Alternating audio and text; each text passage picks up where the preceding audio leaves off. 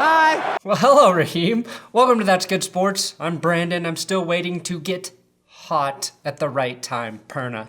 Both the 49ers and Chiefs have rosters stacked with talent. Both teams seem to get healthy and hot at the end of the season, which propelled their dominant push through the playoffs. KC getting Chris Jones back against that Titans offensive line was huge. The 49ers played a significant portion of the season without their starting tackles, the most important fullback Kyle Juszczyk, and even former Chief D. Ford returned at the exact right moment. So which team is destined to fulfill football destiny when both seem so primed to do so? That's why you're here. I will help you figure that out. This seems like two of the healthiest Super Bowl rosters I can remember, with two teams playing their best football of the season now. So today I'll evaluate each matchup, predict a winner with the kind of accuracy you would expect from, I don't know, Matt Moore.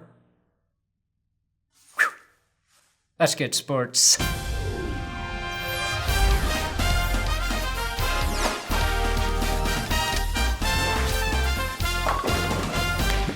Later this week, I will have two videos, 10 reasons I think the Chiefs can win, 10 reasons I think the 49ers will win, so make sure you subscribe and come back and check those out. But right now, I have an urgent PSA, pubic styling announcement, sponsored by Manscaped. The breaking news is that your balls have never been safer. The Lawnmower 3.0 is now available. After more than 18 months of development, the Lawnmower 3.0 is the greatest ball trimmer ever created.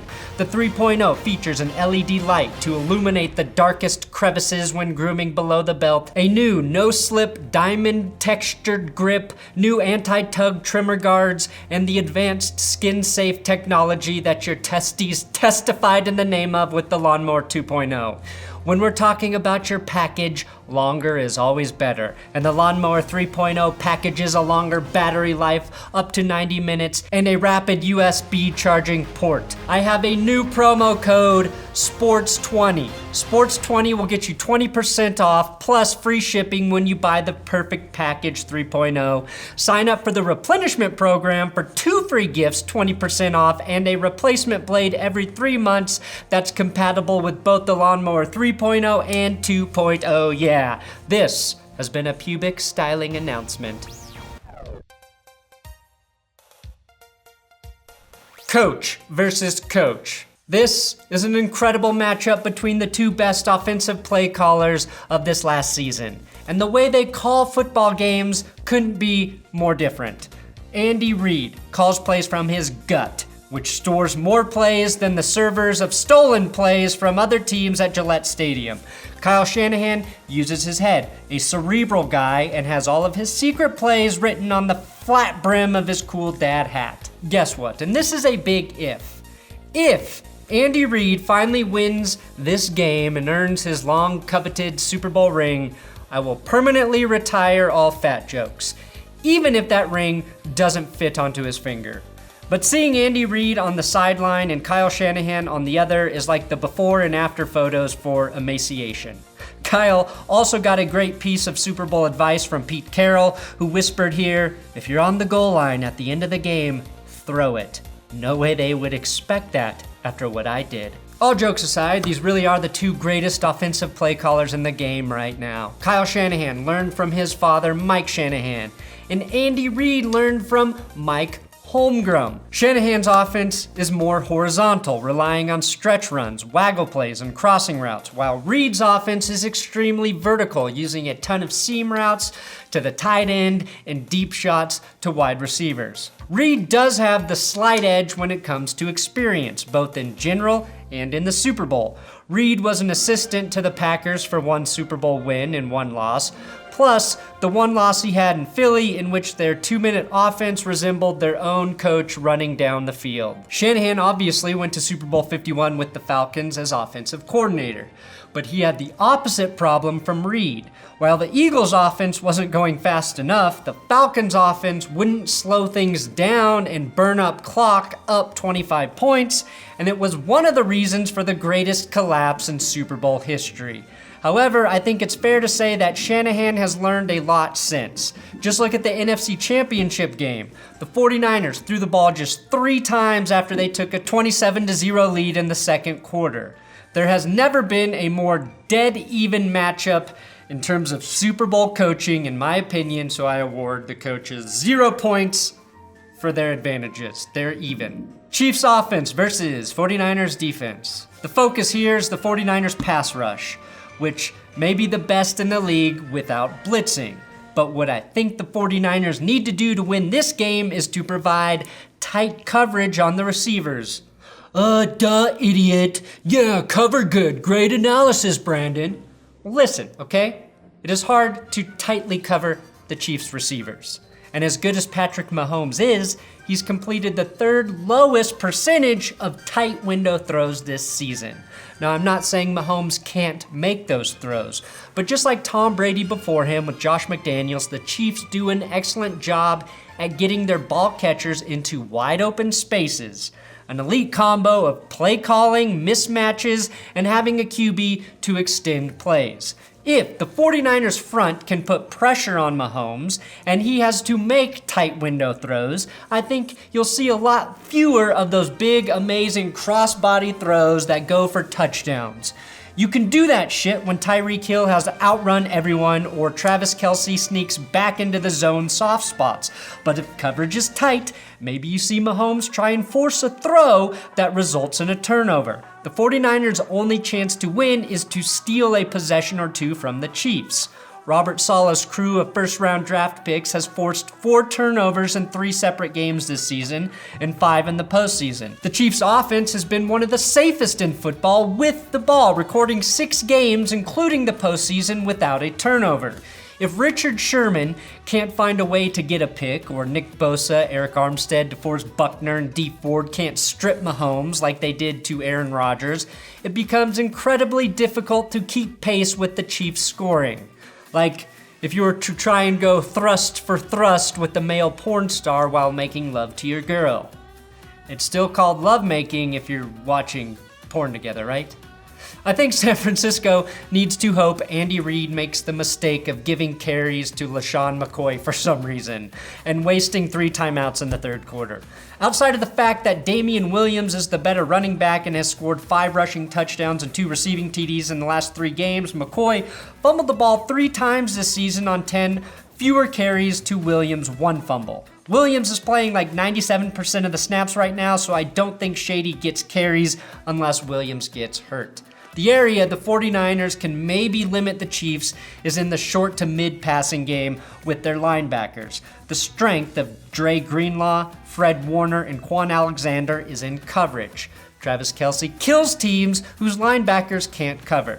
For the Chiefs, I don't know if you can stop the 49ers pass rush, but Mitchell Schwartz might be the best right tackle in football, which means Mahomes may have one safe side to roll towards, and next to Lamar Jackson, there's no QB I'm less worried about being able to handle a pass rush than Mahomes. The Chiefs offense gets a half-point advantage here, and I say that admitting the 49ers may have one of the best defenses to match up with KC, but to win, they will need to play like an all-time great defense in the Super Bowl. Special teams versus special teams. One thing Chiefs players are great at doing is hitting people they shouldn't, which is why the officials on special teams play should be watching out for Chiefs players. Tyreek Hill stopped returning punts regularly after the Chiefs realized how valuable he was on offense, but they will send him back in big spots like they did against the Texans. Of course, he fumbled that time, but we all forgot about it because the Chiefs came back to win. San Francisco's kick coverage is paramount because even if you don't see Tyreek Hill back there, you will see Mecole Hardman, who's a Pro Bowl rookie. Kansas City has the 2nd highest special teams DVOA, according to Football Outsiders. That's some nerd shit, so take it as you will. They also have the 2nd most punt return yards in the league, plus 25.1 yards per kick return, so they're basically never starting behind schedule. San Francisco's kicking stats are a little bit misleading because Robbie Gould was out during the middle of the season, but as a team, they only made 77% of their field goals. Their mid-season injury replacement, Chase McLaughlin, actually hit a higher percentage of his kicks, 88, than Robbie Gould, 74, who's the highest paid kicker in the NFL. The only problem is McLaughlin's one missed kick cost them a game. And with so far left, even Bernie Sanders and Elizabeth Warren called it the biggest threat to democracy we have ever seen. Kansas City had another strong year out of their kicker, Harrison Butker, who hit 34 of 38. It's worth noting, however, that San Francisco was 0 for 4 from 50 plus, and Kansas City was 3 of 6. So if you have a long field goal attempt, you can probably expect these teams will go for it, especially outdoors and at sea level. Advantage, Chiefs, quarter point. 49ers offense versus Chiefs D. Now the Titans run outside zone. The 49ers run outside zone.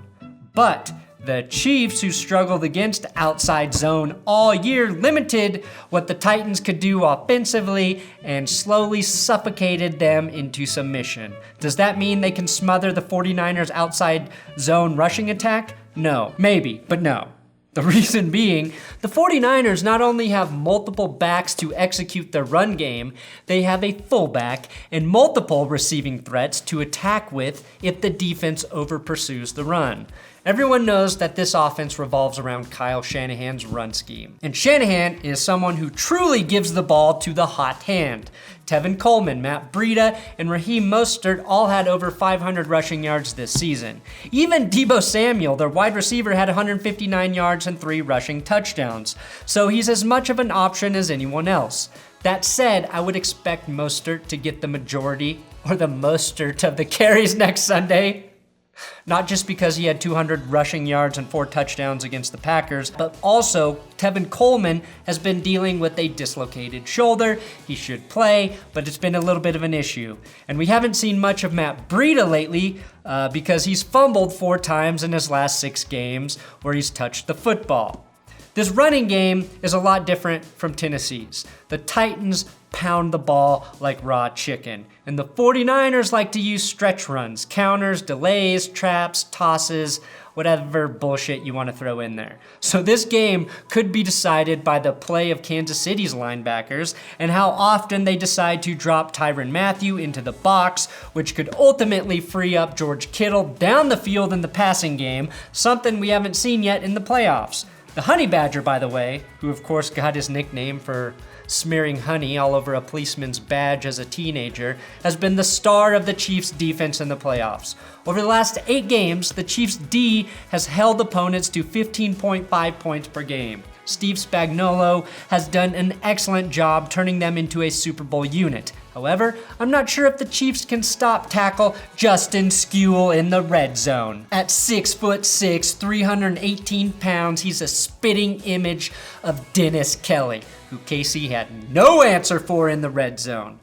Please, if God is real, let Skule become the first offensive lineman to catch 3 touchdowns in a Super Bowl.